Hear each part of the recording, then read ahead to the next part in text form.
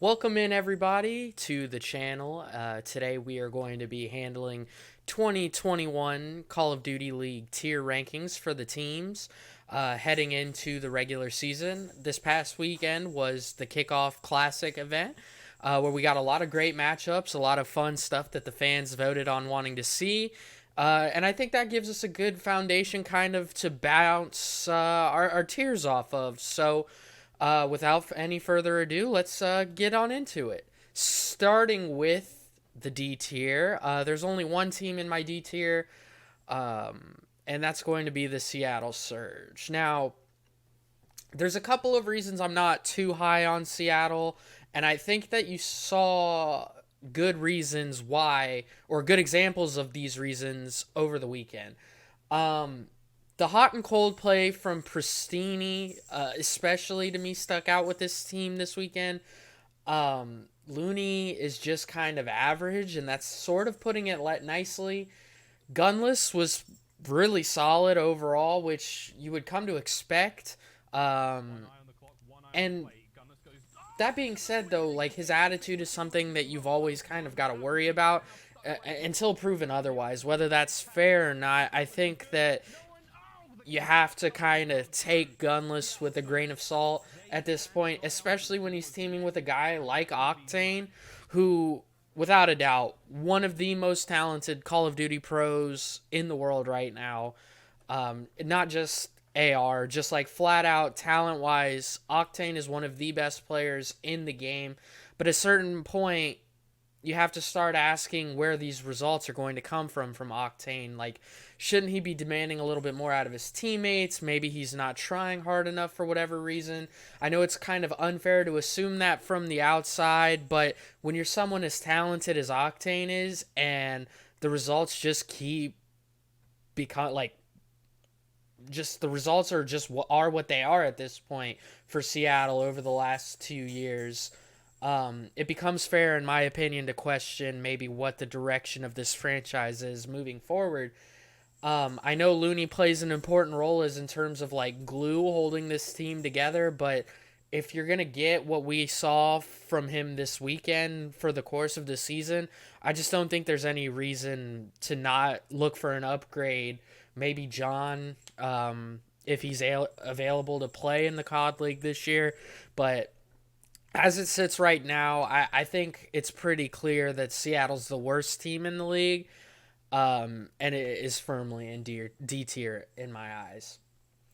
So moving on, we have C tier, and this is going to work where from left to right, the closer to the column on the left you are, the stronger I see you as a team, and we'll work our way from left to right in C tier, where I have the London Royal Ravens, the New York Subliners, and the Los Angeles Gorillas. So starting off with LAG, silly, vivid, assault, and apathy. Um, Honestly, this is a pretty fundamentally sound team overall. Everybody knows their role. They play it pretty well. Apathy showed this weekend like he's always a beast in Treyarch games, and he was great this weekend against Seattle. Um, Going back to 4v4 should also certainly help like this collection of players. Obviously, it's the same team that won World War II champs, minus Aches, but Vivid in his place. Vivid's still developing. Silly is pretty solid, all things considered. Assaults, to me, has just been somebody who's always kind of just there. Um, and the reason I see them in C tier is while they did look good this weekend, they were playing against Seattle, who I said in my mind is pretty firmly the worst team in the league right now. So that's why I kind of got to slate them here. They just kind of lack the overall slaying power that you see from teams ahead of them, and honestly lack kind of that upside in my mind where you could kind of sell yourself on them finding themselves in a higher tier as the season goes on. Which brings us to New York, who this weekend fielded Asim, Mac, Diamond Khan, and Clayster. Obviously, to me, the biggest thing with New York is the fact that Zuma's retired and the fact that it doesn't seem like they're going to get Hydra into the team at any point early on in this season, if at all, which to me severely limits the upside that I thought this team had coming into the year. Before everything happened with Zuma and Hydra not being able to come over, and before what happened this weekend, I might have had New York in the mid B tier kind of conversation with serious upside to push into that A tier. And that's because although Clay didn't play well this weekend, he's always been a guy who can lead his young guns along. And I was thinking with, Mac and Hydra on the team, he would have been able to kind of get them into form, get them on the same page. And by the end of the season, we're talking about a legitimate dark horse champs contender. But honestly, this weekend was kind of a letdown for me. I know they were playing Dallas, who's probably the best team in the game right now. But Asim and Clay just did not play very well. I was honestly pleasantly surprised by Diamond in his first pro action, and Mac kind of building off what we saw last year. I think he has serious potential. So I'm interested to see how this team develops moving forward. But as it sits right now, I think C tier, like mid C tier, is kind of fair unless we see some developments into maybe finding somebody to replace Diamond Khan and Asim, somebody a little bit more established, or maybe they can get Hydra in for Asim and kind of have the team that they thought they would kind of moving forward. But for now, this feels fair. Which brings us to London, our final team in the C tier. Alex, Dylan, Zero, and Shawnee is their squad. To me, they're just like a better version of what LAG is. Their team chemistry is really good. All the guys seem to really like to play together. They wanted to play together. That's why they got rid of Wuskins and Scraps headed into the year, because they wanted to have that, pure chemistry team build going. And I think you kind of saw that this weekend in their matchups against Paris. Overall, this is just a really solid team. Zero being stuck in the UK this weekend might have hurt them in terms of connection and how well he could have been performing against Paris. I like how these pieces fit. I'm just, like I said, these teams in the C tier, I'm just not sure where, their upside is compared to the teams that we're going to talk about in the B tier. So, Seattle Surge, D tier. C tier, we have Gorillas, Subliners, Ravens, kind of in the opposite order of how I just read them. But you kind of get the point there.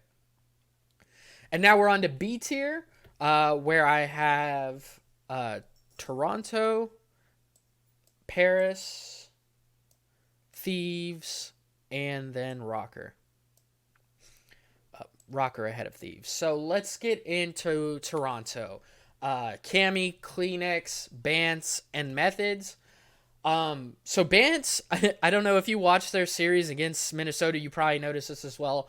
Bance was absolutely frying in the hard points against Minnesota, but in control and S&D, he was completely unreliable. Basically a negative, if you want me to be completely honest with you. And Methods sort of is what he is at this point. He's just kind of a mid-tier AR. I like the upside of Cammy and Kleenex as a young duo with slang upside potential, but they've got to become more consistent. I think not having snipers in S&D might have affected a lot of teams in the CDL rankings, but I know that they might look better in S&D with some snipers. They just need to become more consistent with the young guys there, and it's going to be interesting to see if Insight gets a chance at any point with Ultra this year. I would assume that he would take over for Method since he's kind of been more of a main AR in his time. And I would be interested to see maybe what that does to the chemistry and overall potential of Ultra moving forward throughout the season. But I think they're a solid B tier team.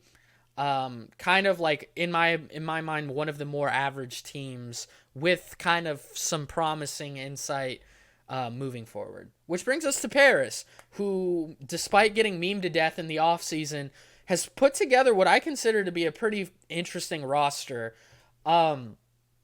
Aqua was much maligned heading into the year as kind of like, why is he still in the league? He's probably, one of the 3 or 4 worst ARs on paper. And he absolutely fried this weekend. Obviously, I'm not sure if you're going to be able to rely on that from week to week. But he looked pretty solid. And if they get that version of Aqua throughout the season, this is going to be a really fun team to watch. Scraps played awful this weekend against London, which is surprising considering, he has that revenge factor. That's his old team. He's motivated because now Wuskins is out of the league because of London dropping the 2 of them.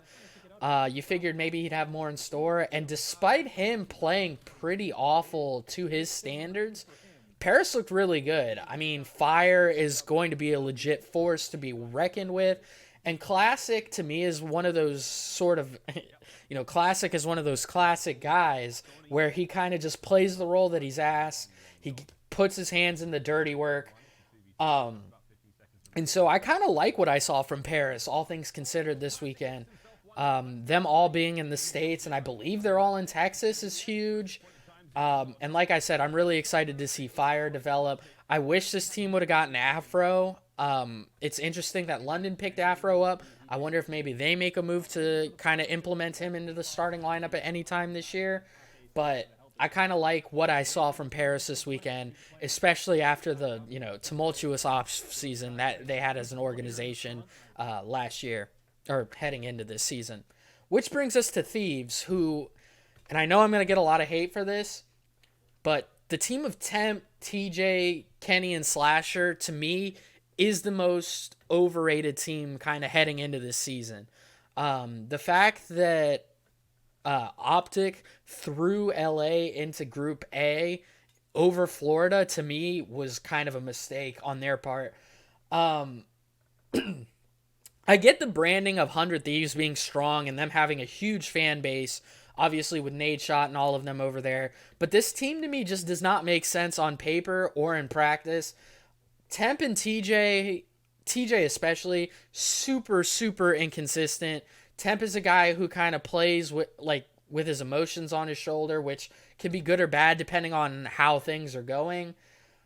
I just don't like the way this team fits together. Slasher is, in my opinion, at this point, in terms of career, Slasher is one of the greatest Call of Duty players of all time. Top 10 for sure, cannot be argued. But as it sits right now, Slasher to me is just a mid-tier AR at this point. Kenny is their best player, and he's top 10 in my mind in terms of talent in the CDL.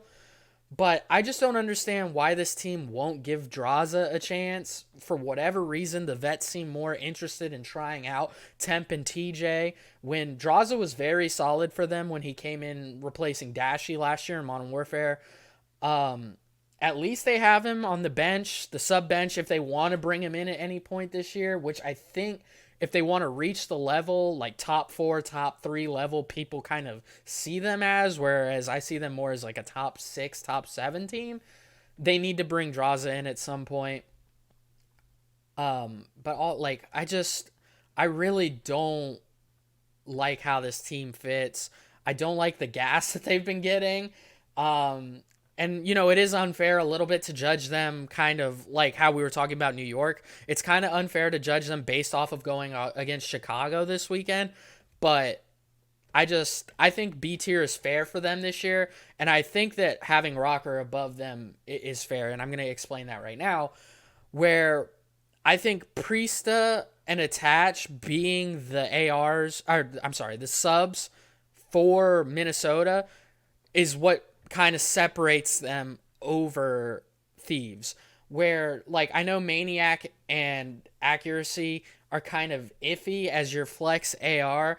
I think when you have Priesta and Attach running and gunning at your sub spots, it kind of puts your upside pretty high, puts your baseline, your floor for your team pretty high.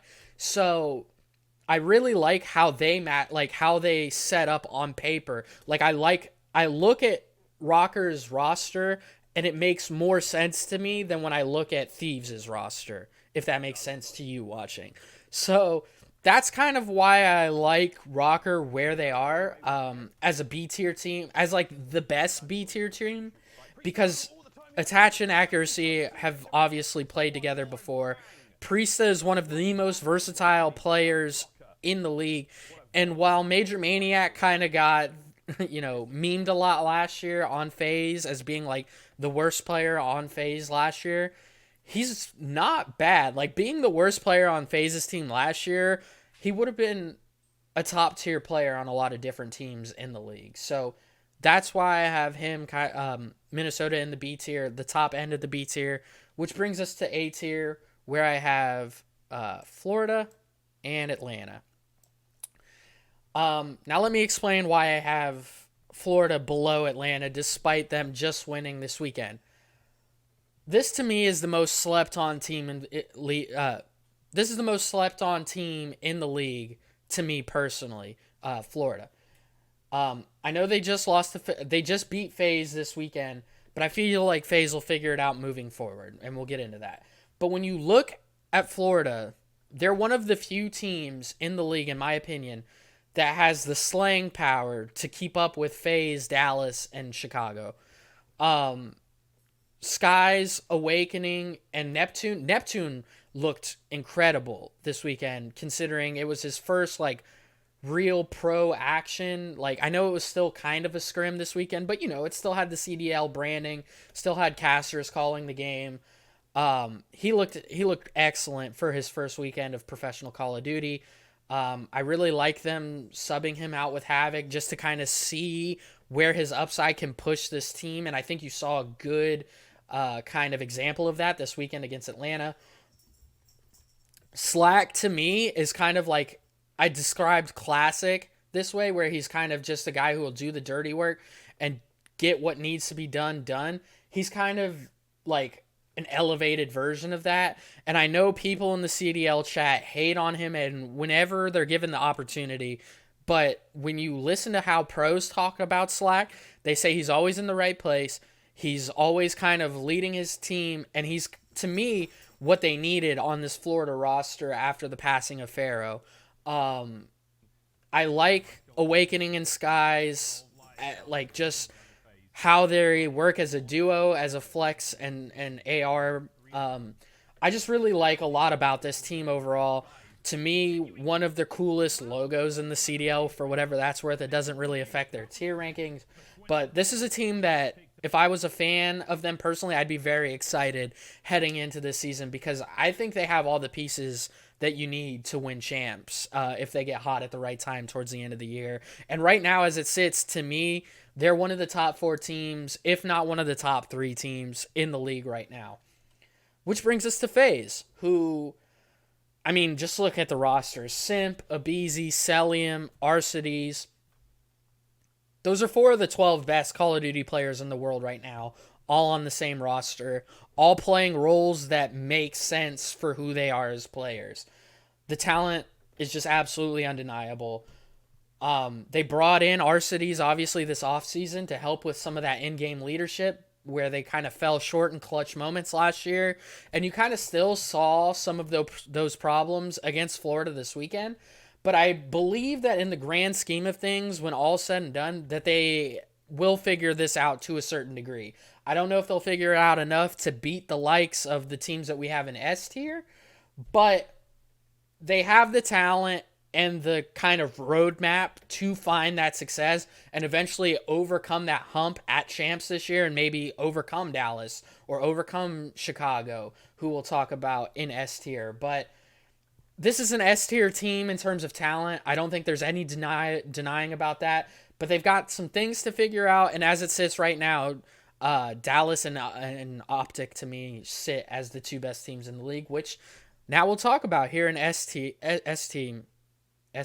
Wow. Where I have Optic and then Empire. Optic obviously fielding the team of Envoy, Scump, Dashy, and Formal. All of them being in Texas has obviously made a huge difference, especially since they're all playing out of the Hex quarters. It kind of gives them that land vibe. Formal especially has looked way better since moving to Texas. He's not getting joked as often, which obviously helps his morale a little bit. Dashy looks super motivated this year, which is obviously a huge improvement from where he was last year because, in all honesty, this is the team he wanted to be on all along. Envoy looks like one of the three best players in the game, in my opinion. Um, and he's the in-game leader. He kind of is directing things from that sub role, which is a little strange, but it seems to work for them. They've been frying in all their scrims for the most part. They're a nasty team in the respawns. Probably need a little help in terms of how they work in control and S&D moving forward. But when you look at it, all the pieces are there. They seem to be clicking on all cylinders. And, for what it's worth, the green wall's back. Scump and Hex and Formal kind of being back under the Optic umbrella, I'm sure that means a lot. Gives them a lot of energy. That's huge for the sport just in general and the COD community. So I think in my mind, Empire and Chicago are clearly the two best teams in the league, with Empire kind of being a cut just slightly above Optic in this regard, where when you look at Shotzi, Shotzi, Hook, Illy, and Crimsix, when Crimsix is your worst player, or not even, I don't even want to say worst player, when Crim is the weakest link on your team, and I think that's fair to say, all things considered, that says a lot about how stacked you are. When the GOAT of Call of Duty is, your weakest link, you're in a good situation. People keep calling them an online-only team, and I think that's super unfair. I know they didn't play well. They played pretty good on LAN last year before COVID and everything happened. And then when things switched to online, obviously the cohesion and the chemistry of the team came together. And by the end of Modern Warfare, there was no doubt that they were the best team in that game. And I feel like even if the latter half of this season hopefully transitions over to LAN, I'm really hoping, if anything, maybe they'll be able to play champs in a LAN bubble or something. I still think this is one of the best teams in the game, if not still the best team in the game. And that's because just look at the way the team fits together and look at the roster. Shotzi was last season's MVP and only looks like he's getting better at professional COD as it's moving on. Illy showed this weekend that he is an MVP level, an MVP caliber player, with absolute slaying player power. He knows the map, and Hook is kind of like the super version of Slacked and Classic, where he does all the dirty work.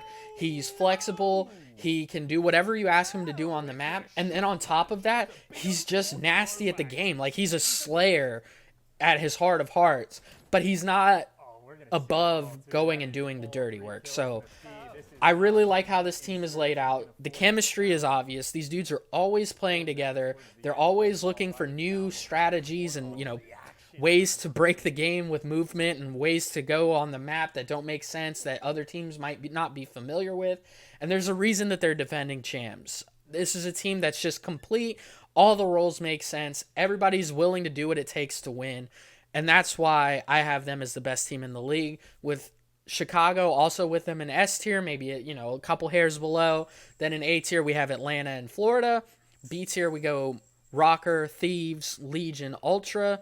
C tier, Ravens, Subliners, Gorillas, and then D tier, the Seattle Surge. So that's it for my tier list. Let me know what you think about it in the comments below. If you like the video, if I didn't ramble too much for you, I know I have a tendency to do that. If you like that, feel free to subscribe. I'm planning on doing, this is my first video, but I'm planning on doing a lot of CDL content, some anime content, and some content around the NFL, college football, and the NBA. So a little bit of everything. Feel free to let me know what you think about that in the comments below, and I'll see you next video. Thank you so much.